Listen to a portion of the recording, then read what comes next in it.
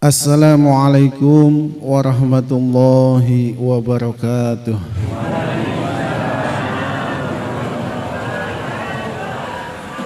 Alhamdulillahi rabbil alamin. Assalatu wassalamu alaika ya sayyidi ya Rasulullah.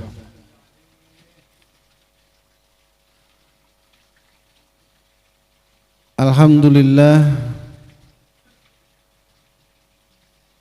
segala puji milik Allah, Zat yang Maha Rahman, Zat yang Maha Rahim. Dengan kudrat iradat Allah, kita kembali berkumpul di malam Jumat yang penuh berkah ini. Semoga ini menjadi sebab datangnya pertolongan Allah kepada kita semua.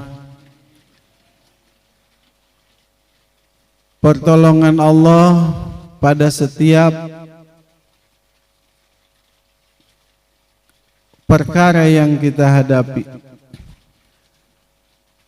baik secara ekonomi, kesehatan, dan semua permasalahan yang kita hadapi.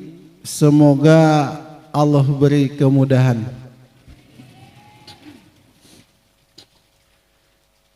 Masuk hikmah ke 15. Allahumma hdina bi barakati mu'jizatin Nabi Muhammad sallallahu alaihi wasallam wa barakati mu'jizatin Nabi Khadir alaihi salatu wasallam sallallahu alaihi wasallam syai'ul qadir jani jami Allah wa bi barakati karamatul rasul sayyidina ali karamullah sallallahu alaihi wasallam. Imam Muhammad ibn Abdullah sakan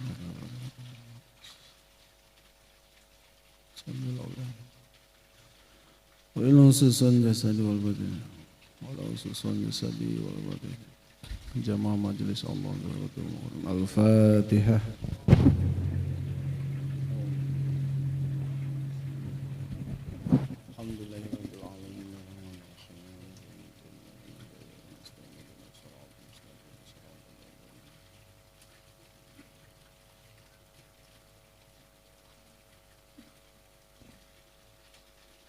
Bismillahirrahmanirrahim. Mimma yadulluka ala wujudi qahrihi subhanahu an hajabaka anhu bima laysa bimawjudi ma'ahu. Dalam hikmah ke-15 ini, Imam Ahmad ibn Athaillah As-Sakandari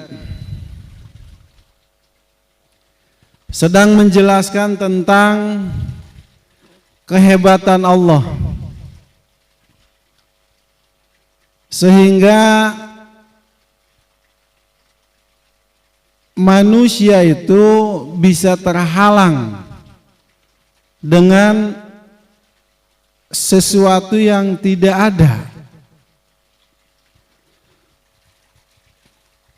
Di antara tanda kekuasaan Allah adalah Dia mampu menghalangimu dari melihatnya dengan sesuatu yang tidak ada.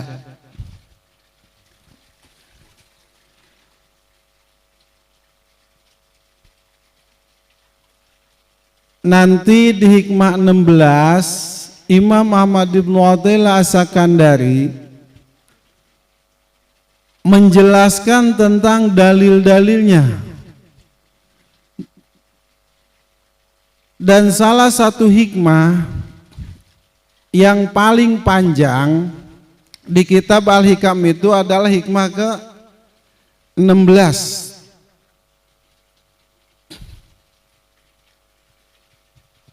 Dalilnya banyak. Nanti insya Allah besok di hikmah 16 kita bahas lebih detail lagi. Ini masih berkaitan dengan hikmah ke-15.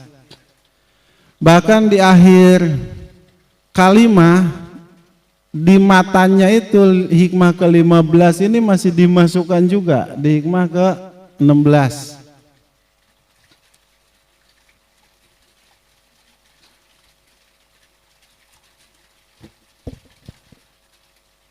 Apa yang dimaksud dengan tanda kekuasaan Allah adalah Dia mampu menghalangimu dari melihatnya dengan sesuatu yang tidak ada. Ada sebagian manusia yang hidup seperti kelelawar.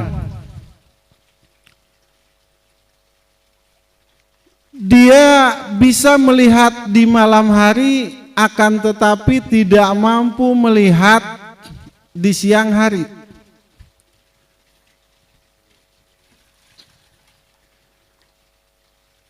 Dia tidak bisa melihat sesuatu di siang hari karena dahsyatnya cahaya matahari yang menyinari alam semesta ini. Diperparah lagi oleh lemahnya panca indera kelelawar tersebut, sehingga cahaya matahari itu bukan menyinari atau mempermudah penglihatannya, tapi justru cahaya matahari itulah yang menjadi sebab butanya kelelawar di siang hari. Begitupun manusia, ada yang memiliki mata seperti kelelawar. Ini pengumpamaan. Dia mampu melihat semesta, tapi tidak mampu melihat Allah pada setiap apa yang dia lihat. Ketika terjadi bencana, maka yang dia tahu ini adalah bencana alam. Bencana banjir itu disebabkan oleh bertumpuknya sampah dan mulai dangkalnya aliran-aliran sungai, sehingga begitu hujan turun lebat di berbagai wilayah, terjadilah banjir. Dia tidak mampu melihat Allah pada perkara yang dia lihat. Begitu terjadi bencana alam seperti gempa, yang dia tahu ini adalah pergerakan dari lempengan-lempengan bumi, sehingga terhijab hati dan pikirannya dari melihat tanda-tanda kekuasaan Allah.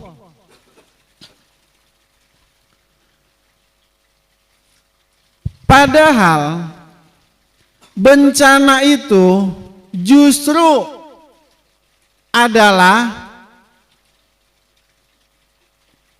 cara Allah untuk memperlihatkan eksistensinya. Allah itu Maha berkehendak. Maka Allah kehendaki bumi itu bergoncang supaya menjadi peringatan bagi manusia, sehingga mereka tersadar bahwa semesta ini tentunya ada yang mengendalikan, yaitu Allah.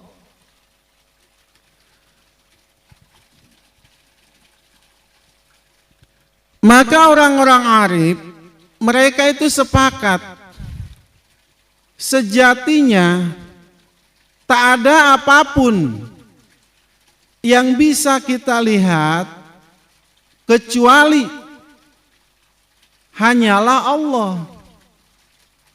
Tak ada yang ada di semesta ini kecuali hanyalah Allah. Kenapa para arif berstatement demikian?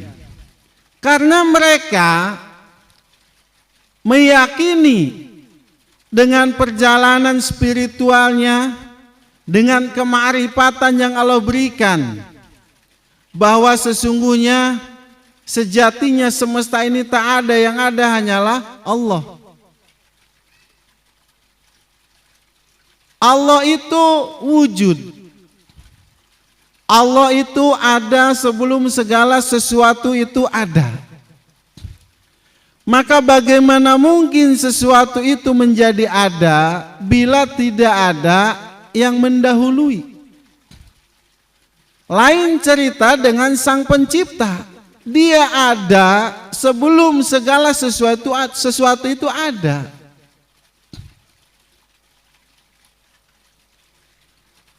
Maka sepakat para arif billah bahwa sesungguhnya tak ada apapun di alam semesta ini kecuali hanyalah Allah. Bagi kita orang awam, mentafsirkan kalam para kekasih Allah itu seperti yang tadi Ang bacakan, itu cukup mudah. Caranya adalah dengan kita melihat pakaian, maka kita tahu bahwa pakaian itu ada yang menciptakannya. Siapa? Manusia. Tak ada kendaraan bila tidak ada manusia yang menciptakan. Handphone diciptakan oleh manusia. Begitupun manusia, semesta dan segala isinya. Semuanya ada karena adanya Allah. Maka saksikanlah Allah pada setiap apapun yang kalian lihat. Begitu terjadi bencana, kita yakinkan bahwa ini adalah teguran dari Allah supaya kita lebih bisa mawas diri lagi.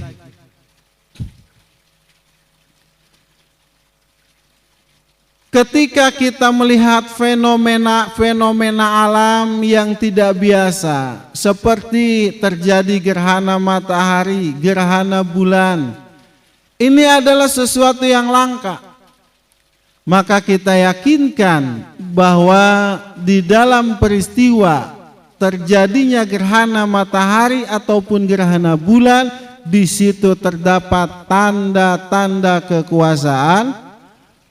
Sesederhana itu kita orang awam mentafsirkan kalam arif billah bahwa tak ada apapun di semesta ini kecuali hanyalah Allah. Maka orang yang terbiasa melihat Allah pada setiap peristiwa, maka kelak dia akan mampu melihat Allah tanpa perlu dalil apapun atas adanya Allah. Contoh, begitu ada orang yang menghina kita, ada orang yang merendahkan kita, kita yakinkan bahwa itu adalah ujian dari Allah kepada kita. Allah sedang melatih kesabaran kita dengan cara digerakkannya lisan orang lain, atau lisan saudara kita, atau lisan siapapun untuk menyakiti hati kita dengan perkataan-perkataan yang tidak menyenangkan. Maka kita saksikan bahwa itu adalah cara Allah untuk membina kesabaran kita. Allah menginginkan kita memiliki makom sabar, maka Allah uji kita dengan cara direndahkan dan dihinakan oleh orang lain. Nah, ini cara kita belajar supaya kelak kita mampu melihat Allah tanpa memerlukan dalil apapun dengan adanya Allah.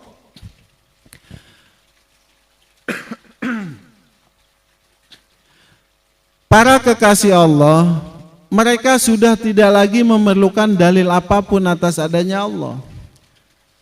Karena mereka sudah sampai pada makom ma'rifat, makom penyaksian, di mana Allah persaksikan kepada para kekasih-kekasih Allah tentang keindahan af'alnya, keindahan sifatnya, juga keindahan zatnya. Para wali-wali Allah bukan hanya menyaksikan secara teori dengan pengetahuannya, tapi sejatinya mereka Allah persaksikan eksistensi daripada Tuhannya terhadap dirinya. Maka setelah itu mereka tidak lagi membutuhkan dalil tentang adanya Allah.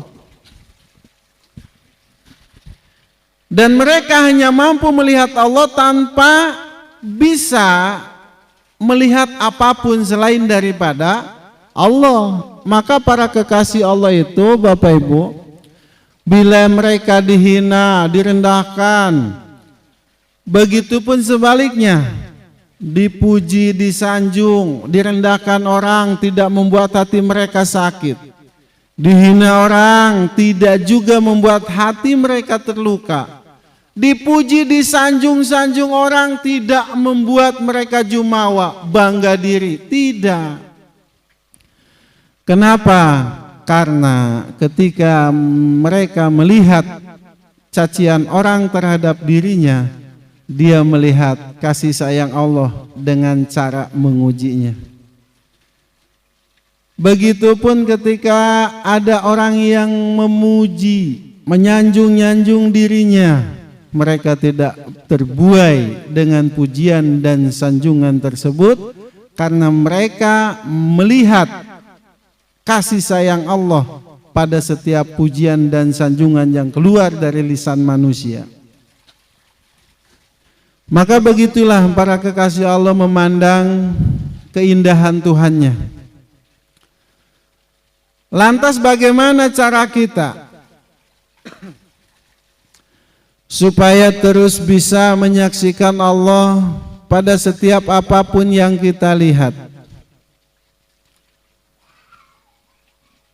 Yakinkan bahwa setiap apapun yang kita lihat itu ada penciptanya. Kita melihat gunung, yakinkan bahwa ini adalah tanda-tanda kekuasaan Allah. Turun hujan di siang hari, terbitlah pelangi, maka kita saksikan di pelangi itu terdapat tanda-tanda kekuasaan Allah.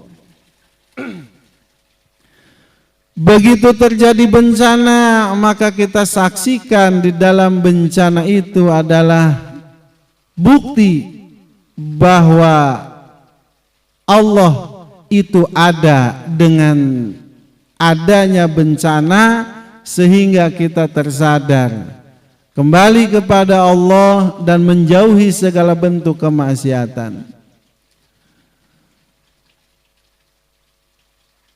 Satu orang bermaksiat di suatu kampung atau di suatu desa itu cukup untuk dijadikan hujah oleh Allah membinasakan kampung tersebut.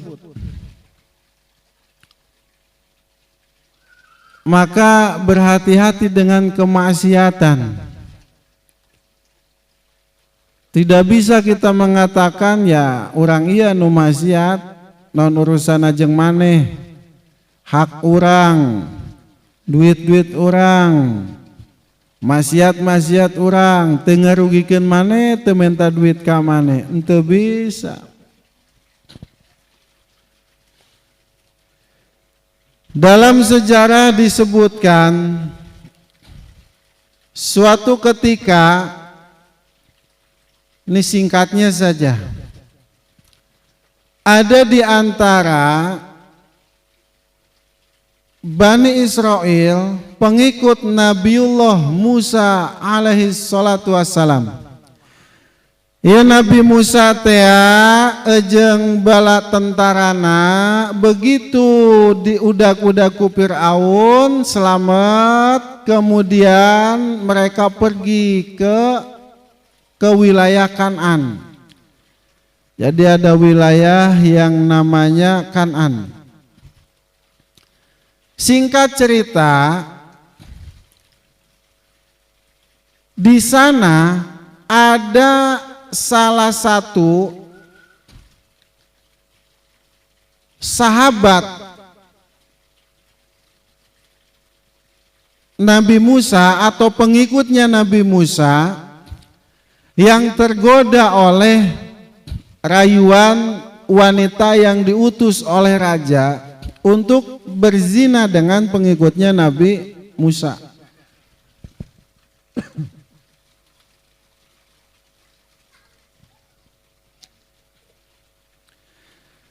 Maka setelah yang lain tidak tergoda oleh wanita-wanita yang diutus oleh seorang raja supaya bermaksiat dengan pengikut-pengikut Nabi Musa, semuanya tidak tergoda kecuali satu. Sehingga orang satu ini bermaksiat, berzina, sehingga Allah turunkan petaka berupa penyakit. Akhirnya apa? Ratusan bahkan ribuan pengikut Nabi Musa meninggal dunia disebabkan oleh bencana tersebut. Dan bencana tersebut itu secara tidak langsung diundang oleh orang yang berzina tersebut di kalangan pengikut Nabi Musa. Maka berulang kali yang tegaskan, hati-hati, hati-hati dengan perzinahan karena dampaknya sangat fatal. Di dalam Islam, zina itu dihukumi oleh hukum ranjam. Orang yang menikah, suami istri, begitu mereka zina dengan lelaki lain atau dengan perempuan lain, maka ketika dia berzina dan dia wajib diranjam, dilempari oleh batu sampai meninggal dunia. Ini bagi orang yang sudah menikah. Bagaimana kalau orang itu sudah tidak mempunyai istri, artinya sudah cerai? Dia kan sudah menikah, statusnya sudah menikah, terlepas dari statusnya sebagai janda ataupun duda, maka itu wajib di dalam Islam diranjam sampai mati. Dulu Rasulullah seperti itu melakukan hukum ranjam. Nah, kita berada di negara Indonesia yang memberlakukan sistem nasionalis, bukan hukum agama yang dipakai di Indonesia, melainkan hukum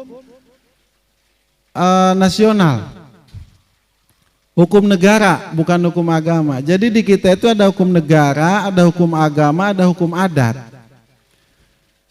Nah, kalau negara ini mengatur semua tanpa terkecuali, mau muslim, mau non muslim, semua, mau adat apapun itu, suku Sunda, suku apapun, dia tetap terikat oleh hukum negara. Nah, hukum Islam ini lalu berlaku untuk orang-orang Islam, tidak berlaku untuk orang-orang non muslim. Begitupun orang Kristen punya aturan sendiri, orang Yahudi punya aturan sendiri, orang ayeuna Majusi punya aturan sendiri, kita pun orang Islam punya aturan sendiri. Ada hukum adat.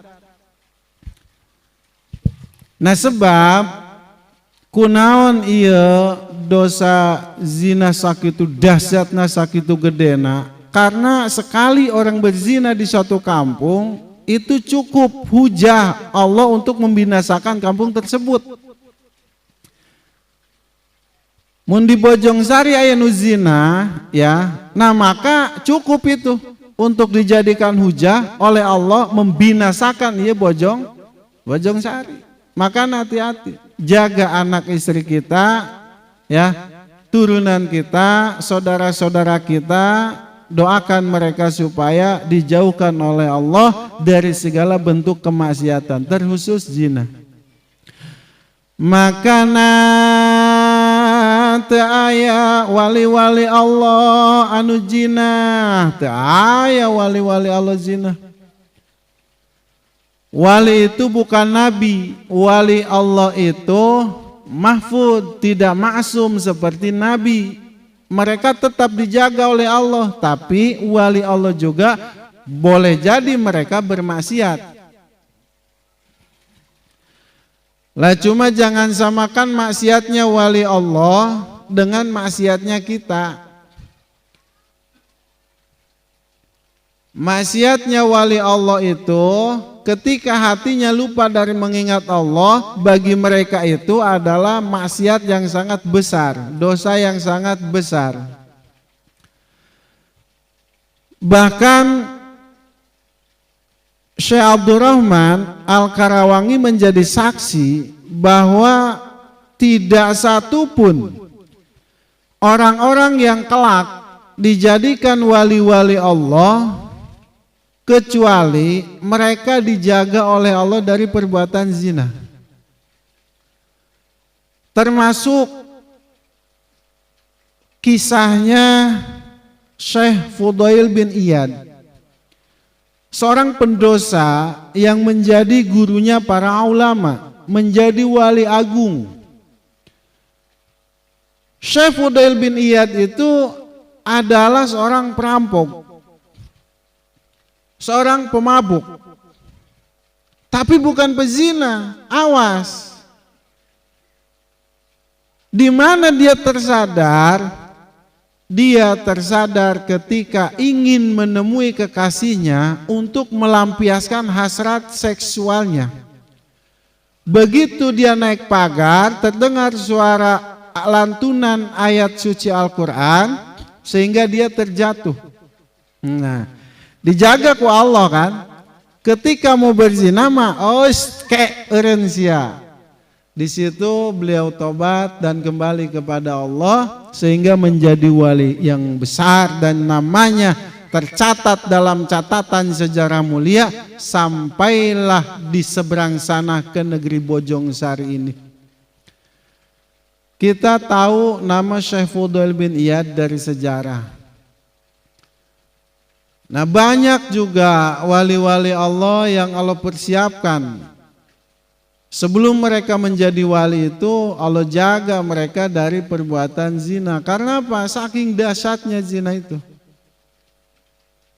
Mungkin mereka pernah mabuk, mungkin pernah ribut, mungkin pernah mencuri, tapi zina dijaga oleh Allah. Maka Syekh Abdurrahman Al-Karawangi menjadi saksi bahwa tidak ada wali-wali Allah yang diangkat oleh Allah Subhanahu wa ta'ala menjadi wali Allah sehingga semasa dulunya mereka dijaga oleh Allah dari perbuatan zina. Kembali ke hikmah 15 ini. Maka saksikanlah olehmu wahai manusia bahwa sesungguhnya tidak ada satupun makhluk di dunia ini yang engkau lihat kecuali engkau melihat Allah. Bagaimana caranya? Dengan terus bertafakur, 1 jam tafakur itu lebih utama dari ibadah 70 tahun. Nah, makanya kenapa wali-wali Allah itu kerjaannya tafakur. Wali-wali Allah mun ngudag amalan jeung fadilana oleh kita nggak bakal kekejar. Karena mereka banyak melakukan pekerjaan yang mampu menghasilkan keutamaan-keutamaan yang sangat besar, diantaranya tafakur. Mereka para kekasih Allah itu ahli tafakur. Sejam tafakur 70 tahun ibadah. Nah, maka dari itu pesenang untuk jamaah majelis Allah, biasakan luangkan waktu tafakur walau sesaat, ya, muhasabah, hisab dirimu sebelum Allah yang menghisabnya.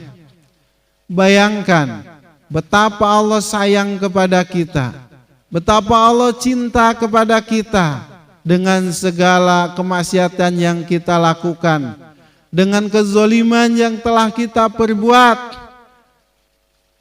Tapi Allah tetap mencintai dan menyayangi kita dengan terus memberikan kesempatan kepada kita untuk bertobat. Tidak sedikit manusia-manusia yang meninggal dalam keadaan maksiat. Tidak sedikit manusia yang ketika ia melampiaskan hasrat seksualnya, melampiaskan nafsu amarahnya, kemudian Allah hentikan nafasnya dan meninggal dalam keadaan su'ul khotimah, na'udzubillah. Tapi lihat Bapak Ibu, bagaimana Allah sayang kepada kita. Kemarin kita bermaksiat, kemarin kita melakukan dosa, hari ini, malam ini Allah takdirkan kita masih bisa berkumpul di majelis yang mulia ini. Ini adalah tanda kekuasaan Allah. Maka dari itu bertafakurlah dan jangan biarkan 24 jammu berlalu tanpa tafakur walau sesaat. Andai Allah tak sayang kepada kita, maka tak mungkin Allah satukan kita dengan orang-orang yang soleh. Karena dunia ini adalah cerminan akhiratmu. Bila engkau merasa bahagia di dunia ini dengan Allah, maka niscaya kelak di akhirat engkau akan berjumpa dengannya. Bagaimana bahagia dengan Allah itu? Dan apa maksudnya? Orang yang bahagia dengan Allah di dunia ini adalah orang yang selalu ridho atas segala ketetapannya. Orang yang bergembira ria ketika Allah takdirkan dia melakukan taat. Orang yang menangis. Orang yang menangis ketika dia melakukan maksiat. Ini adalah tanda orang yang bahagia dengan Allah. Dia bahagia ketika melakukan taat dan merasa sedih, berduka hatinya ketika dia terjerumus dalam maksiat. Orang yang selalu ridho dengan segala ketetapan Allah. Indah sanajan realita kehidupan tengenah. Walau realita kehidupan tak seperti yang diharapkan, tapi dia mampu mengekspresikan hatinya dengan kegembiraan sebab ridho atas segala ketetapannya. Dia sadar betul kasusah kariweh yang lagi dihadapi ini adalah tanda bahwa Allah sedang menguji dirinya dengan ujian syai'at. mampu melihat Allah pada setiap peristiwa, mampu melihat Allah pada setiap apa yang dia lihat, maka kelak Allah akan memampukan dia melihat Allah tanpa perlu melihat selain Allah. Dan mudah-mudahan Allah jadikan pandangan kita pandangan yang senantiasa memandang Allah. Allah jadikan hati kita menjadi hati yang selalu rindu dengan Allah, hati yang tidak pernah lepas berzikir kepada Allah, hati yang tidak berharap kepada siapapun kecuali berharap hanya kepada Allah, hati yang selalu ingin memandang keindahan zatnya sehingga tidak lagi mampu memandang keindahan selain Allah.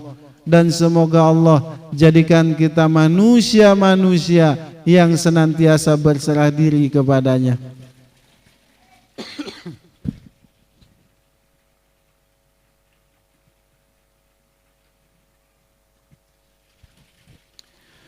Pesan dia untuk para jamaah, ya, sebesar apapun dosa yang telah kita lakukan, sebesar apapun maksiat yang telah kita lakukan, ingat, jangan pernah tinggalkan sholat.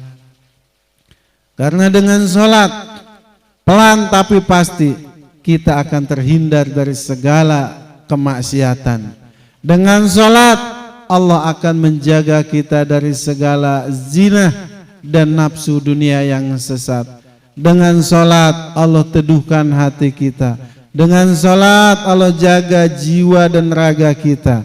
Dengan sholat, kita senantiasa bisa mengingat Allah dengan segala kebesaran rahmatnya.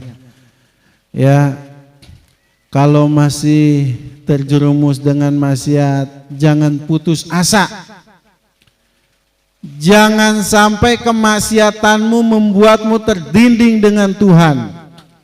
Jangan sampai dosa yang telah kau lakukan menjadi hijab antara dirimu dengan kasih sayang Tuhanmu.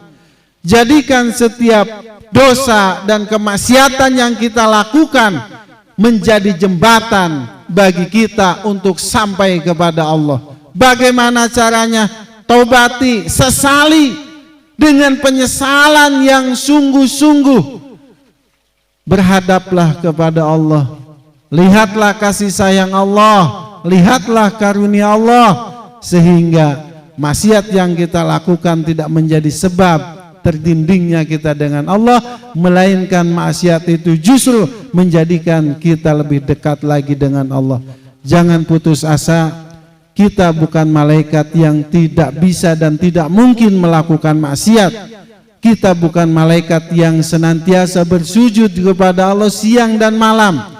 Kita bukan malaikat yang selalu ridho atas segala ketetapan Allah. Kita manusia, sifat hilaf. Tapi jangan sampai hilaf itu dijadikan hujah, dijadikan alasan, ya, sehingga kita melakukan kemaksiatan-kemaksiatan yang lainnya. Akan tetapi jadikan hilaf atau dosa yang telah kita lakukan itu pengingat bagi diri kita untuk senantiasa berusaha kembali kepada Allah. Kita juga bukan setan, ya, yang selalu bermaksiat, melakukan dosa, tidak pernah melakukan ketaatan kepada Allah. Kita manusia, bila akal kita mampu mengendalikan nafsu yang ada dalam diri kita, maka Allah angkat derajat kita melebihi derajatnya para malaikat. Dan bila nafsumu mengendalikan akalmu sehingga tak ada yang kau lakukan kecuali atas dasar tuntunan nafsumu, maka sesungguhnya tidaklah engkau lebih mulia daripada seekor binatang ternak. Maka dari itu, pakailah akal kita, pakailah otak kita, tafakur, pikirkan bagaimana Allah menyayangi kita, bagaimana Allah peduli dengan kita, sehingga Allah selalu beri kesempatan kepada kita bertobat setelah bermaksiat. Dan semoga kita menjadi manusia-manusia yang meninggal dalam keadaan husnul khotimah. Bibarakati umul Quran. Al-Fatihah.